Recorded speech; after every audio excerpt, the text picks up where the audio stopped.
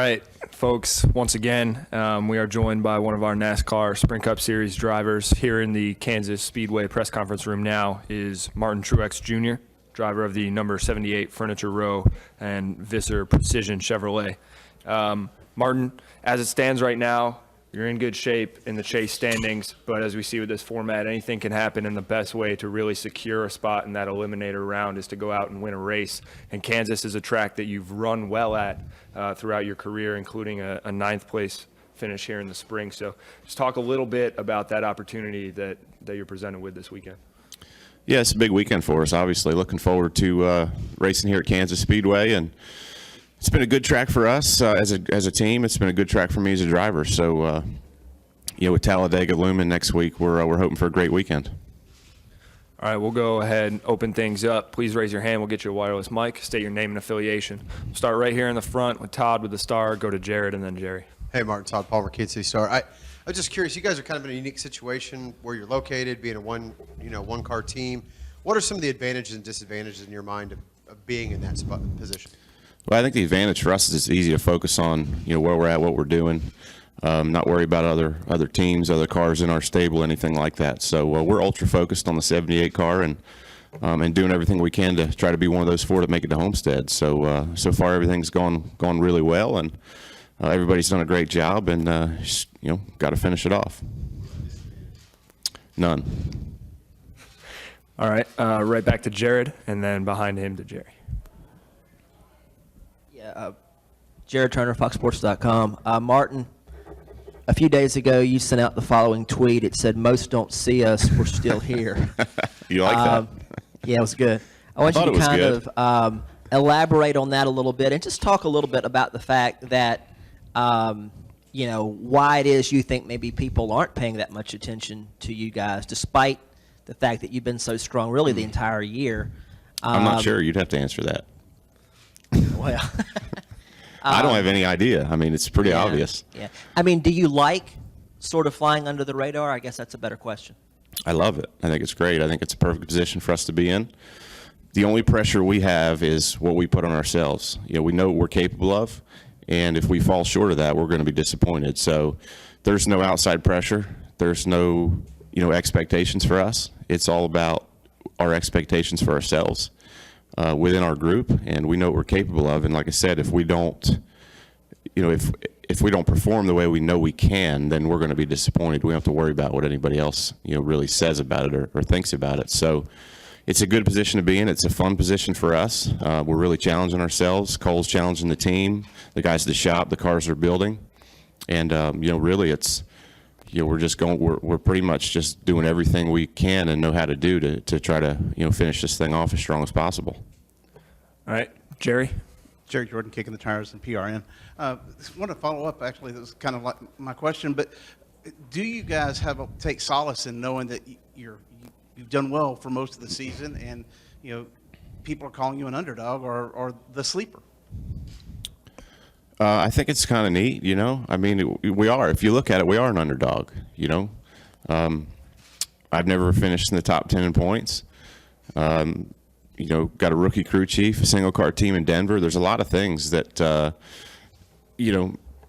that make us an underdog, small team. So, like I said, I think it's a cool position to be in. I think that we don't get enough credit for what we've done this year, but at the same time, we don't have that past history or that track record in the chase or in championship battles. So, I think it's fair, but I think it's kind of a fun position for us to be in.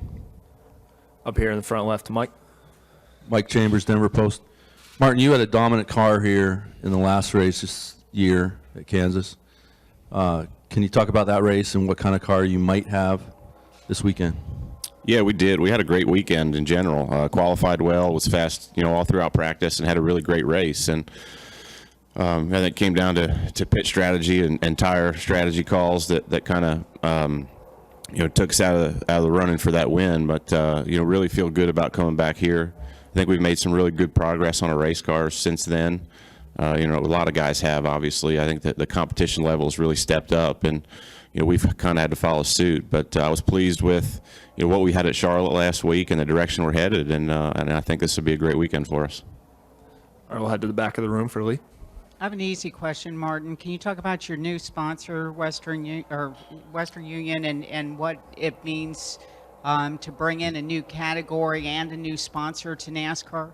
Yeah, sure. It's we're really excited about it. Obviously, having Western Union on there, not only worldwide company, but based in Denver, which is really cool for Barney and Joe and everybody. So it's a big deal for us. We're obviously looking for sponsors going down the road in the future, and this is kind of the first step in that direction. So really proud to have them on the car, and hopefully we'll give them a good ride and get them excited about doing some more next year.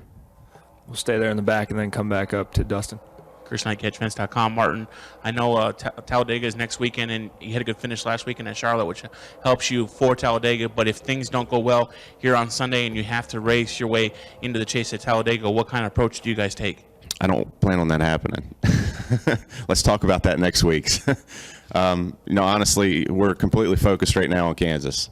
We know what we can get done here. I think if we can come out of here with a top 5, we'll feel pretty good. A win, obviously, is really what everybody's after. So, again, we're going to do all we can to try to get that done this weekend, and we'll worry about Talladega when we get there. We'll go to the middle, Dustin, Tyler, and then back over here to David. Dustin Long, NBC Sports. 5 of the top 6 guys in points have been with their current teams 3 seasons or less. You're one of them. Interesting. There was that period of a lot of movement a couple years back. Is that a coincidence, or how do you look at having success? I know it took you guys a little time to build, but having it in I guess a relatively short period of a year or 2 seasons when you move into a new organization. Yeah, that's interesting. I think that teams, drivers, everybody in the garage is always looking for that better situation or best situation they can possibly get themselves into. So I think it's just coincidence that it happened that way this year. A lot of this sport's about timing. You see certain manufacturers and certain teams and certain drivers through it's kind of that revolving door of who's really, really good at what point in the season or what season. So I think it's probably more coincidence than anything that that's kind of happened that way. Tyler? Hey, Martin. Tyler Burnett, MRN. Mine's kind of a fun question.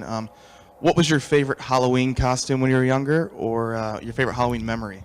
That's a good question. I didn't really get into Halloween too often. I mean, I dressed up and went out trick-or-treating and all, but I don't think I really got too into my costume. For me, it was more about what was the least amount of effort I could put into my costume and still get candy. So, yeah. All right, we'll come right over here to the left to David. Martin, David Scott from the Charlotte Observer. What are your thoughts on the Aero package for 2016? For 2016, obviously, I think it's going to be great. I think the 2 races we had low downforce were great shows. I think everybody was really excited about that. Drivers loved it, fans loved it. I think everybody's just you're looking forward to going further down that road and see what we can make out of it. So there's going to be some challenges to it. Goodyear, I think, has probably got the biggest challenge of certain racetracks. It's going to be really tough to develop a tire that does what we want it to do as drivers, but it's going to be great. I think it's going to put it more in the driver's hands. It's going to be cars drive better in traffic, worse by themselves. I mean, that's really what we're all looking for. So it should be good. All right, back over here to the right. Hi, Martin. Kathy Sheldon with NASCAR.com. With so many drivers looking for a win this weekend to kind of avoid the wild card at Talladega, how dicey do you expect it to be on Sunday? How nice? Dicey. Oh, dicey. I was going to say it's not going to be nice. I don't think it'll be that much different than really since we went to Chicago. I think if you look at all the chase races, it's really been intense. I think just looking at the restarts and the things that have happened, it's been you can really feel it out there that everybody's pushing as hard as they can all the time to get every position. So I don't think it'll be anything out of the ordinary for what we've had so far or what we've seen last year in the chase races with guys fighting after the race and all that. So it's you got to get everything you can. You can't afford to give up a few spots here and there, and everybody's being aggressive and trying to take all they can get. All right, all the way over to the left now. Scott Traylor, Race the Boys Broadcasting Network. You feel that the fan support that you have has increased over the years? You've had all this adversity you've had to deal with on the track, off the track. You're a spokesperson for getting the word out about early detection for ovarian cancer. Do you feel that all of that has made your crowd or your fan base expand a little bit because you've had to deal with so much? I guess it probably has. I think, unfortunately, success on the track kind of brings more fans and more people rooting for you than anything. The things I do away from the racetrack are things I do because my heart's in it. So it's not really to gain fans or to gain attention or gain anything like that. It's great that I have extra attention with the runs we're having because it helps me, get that work done off the racetrack. But I've always had a great fan base. Obviously not the biggest one, but I have a lot of loyal fans, and they've been great to me over the years. All right, any final questions in the room for Martin? Great, Martin. Thanks for joining us. Thank Best you. of luck this weekend.